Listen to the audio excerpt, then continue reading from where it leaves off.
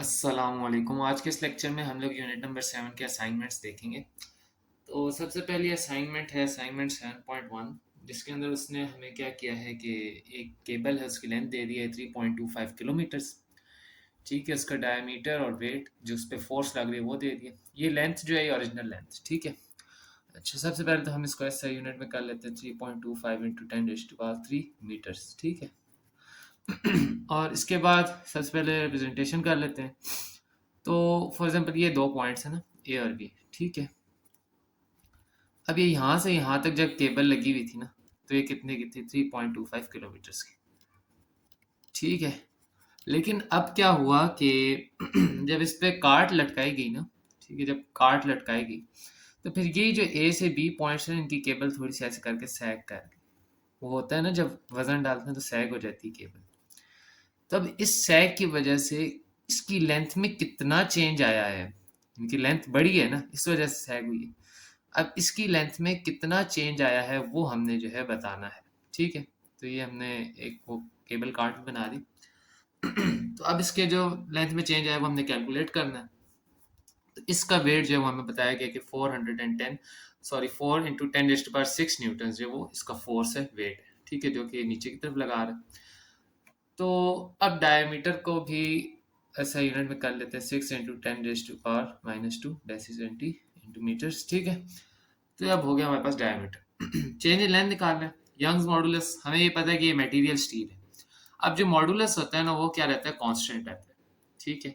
तो अब जो यंग्स मॉडुलस ऑफ स्टील है ना, यानी कि स्टील की वायर और जो भी स्टील का मटेरियल होगा उसका जो मॉडुलस होगा ना यंग्स, वो सेम ही रहेगा। यंग्स मॉडुलस जो होता है वो लेंथ से रिलेशन होता है, यानी कि उसकी चेंज इन लेंथ होती है। तो अब यंग्स मॉडुलस किसके इक्वल होता है? स्टील का 20 इंटू 10⁻10 पास्कल्स। ठीक है, ये अब हमें पता होना चाहिए। और इसके बाद फिर क्या कहते हैं, जो मॉडुलस है यंग्स वो is equal to the stress और स्ट्रेन। आप इसको टेंसाइल स्ट्रेस और टेंसाइल स्ट्रेन भी कह सकते हैं।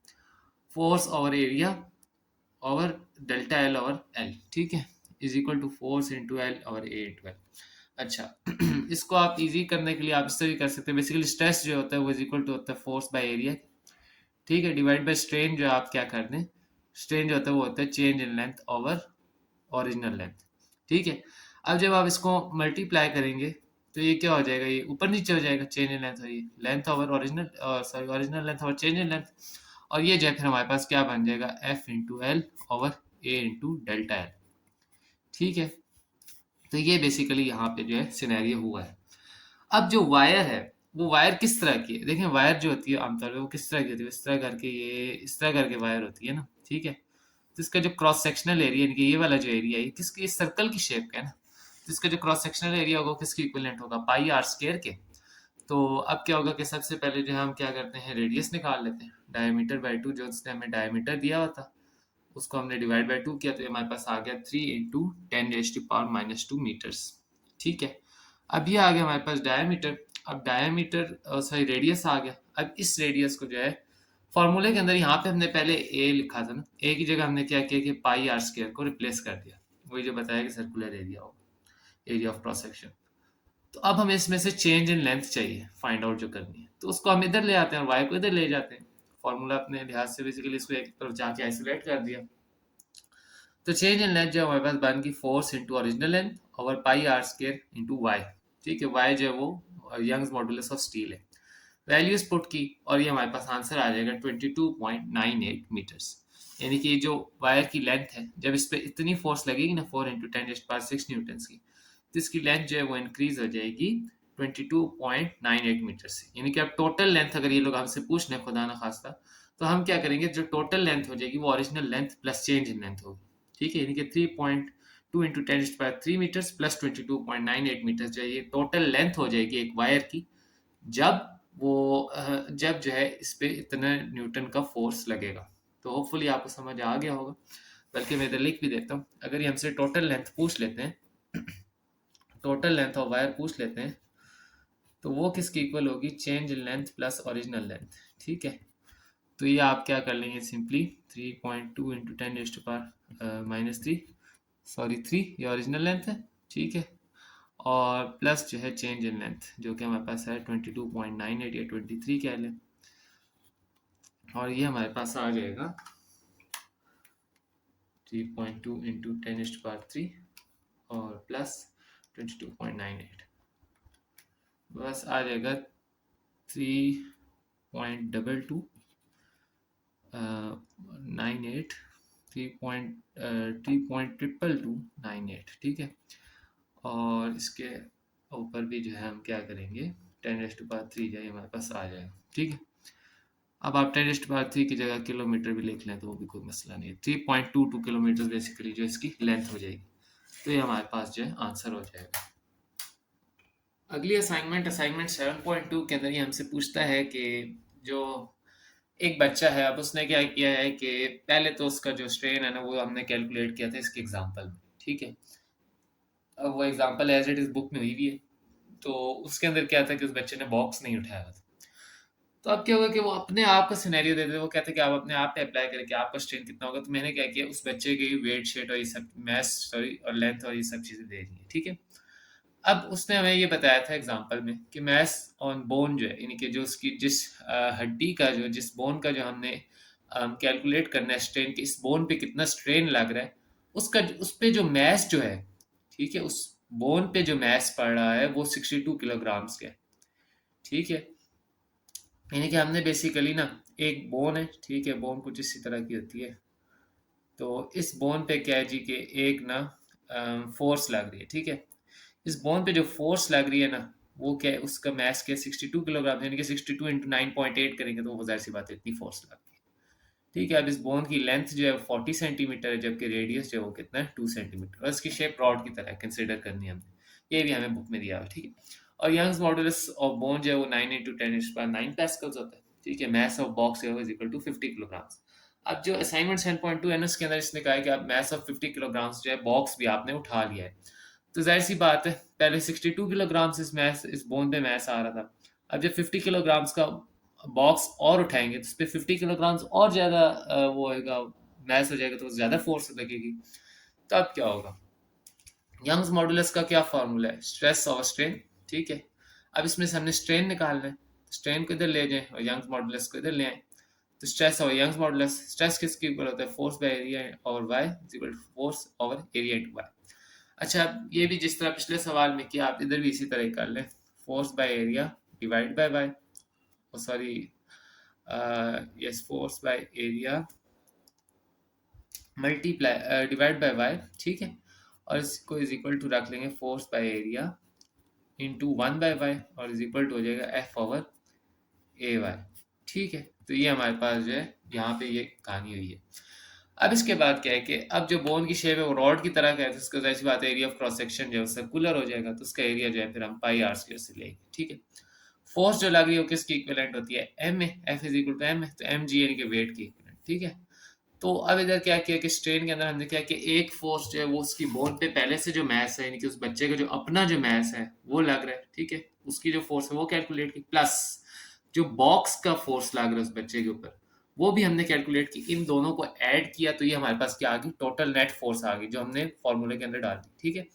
ये फोर्स डाली और पाई आर स्क्वायर इंटू बोन्स का जो है यंग्स मॉडुलस, और ये हमारे पास आ गया स्ट्रेन, स्ट्रेन की कोई यूनिट नहीं होती, ठीक है।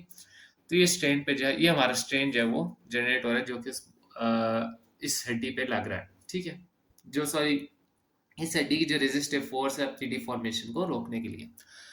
अच्छा, तो अब ये तो समझ आ गया होगा। अब इससे एग्जाम्पल में क्या था कि एग्जाम्पल में जो है वो हमारे पास बॉक्स तो था नहीं, फिर ये चीज़ हटा दें, तो बस एग्जाम्पल में क्या था कि जो इस लड़के का जो अपना मैथ है वो इस बोन पे इतना लग रहा है, तो 62 इंटू 9.8 करना था और पाई आर स्क्वायर इंटू 9 इंटू 10⁻9 कर देना था। तो ये हमारे पास जो है वो आ जाता है ये वाला आंसर 5.37 इंटू 10⁻−5 पास्कल्स, यानी कि जब उस बच्चे ने बॉक्स नहीं उठाया था। अच्छा, इसके बाद कहते हैं कि कंपेयर करें कि स्ट्रेन जो है वो बड़ा है या छोटा है। जब हमने अब बॉक्स उठाया है ना, होल्डिंग बॉक्स जब किया, जब होल्ड कर लिया बॉक्स को, तो जो स्ट्रेन था ना वो क्या हो गया, वो ग्रेटर हो गया, ठीक है, विदाउट होल्डिंग बॉक्स। वो क्यों, क्योंकि जब हमने बॉक्स को होल्ड किया तो ज़्यादा फोर्स जो है वो लग रही थी, ऐसे ही है, ग्रेटर फोर्स, आप लिख दें ग्रेटर फोर्स। और ग्रेटर फोर्स लगने की वजह से जो रेजिस्टिव फोर्स है वो भी इंक्रीज होगी, यानी कि जो स्ट्रेन था वो भी क्या हुआ, इंक्रीज हो गया। Greater force which increase the resistive force eye strain, ठीक है, which increase the resistive force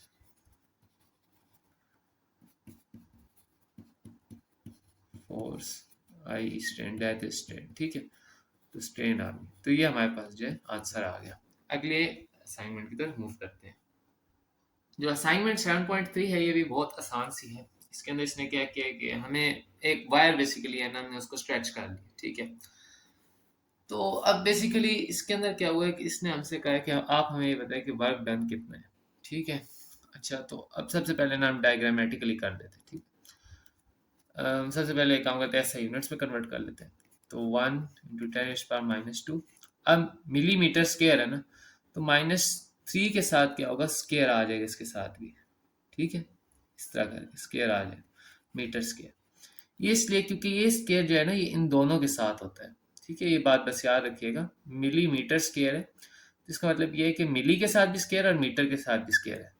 तो ये मिलीमीटर स्क्वायर, तो इस वजह से जो है ये इज इक्वल टू हो जाएगा 1 × 10⁻⁶ मीटर स्क्वायर। तो ये हमारे पास जो एरिया आ जाएगा ऐसा यूनिट में, ठीक है।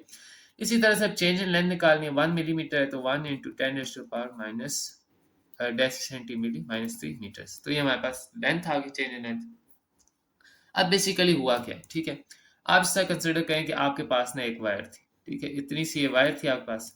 अब आपने क्या किया कि आपने इसको दोनों हाथों में एक तरफ सीधे से पकड़ा और एक तरफ सीधे से पकड़ा, ठीक है। और एक तो इस तरफ फोर्स लगाई और इस तरफ फोर्स लगाई, ठीक है।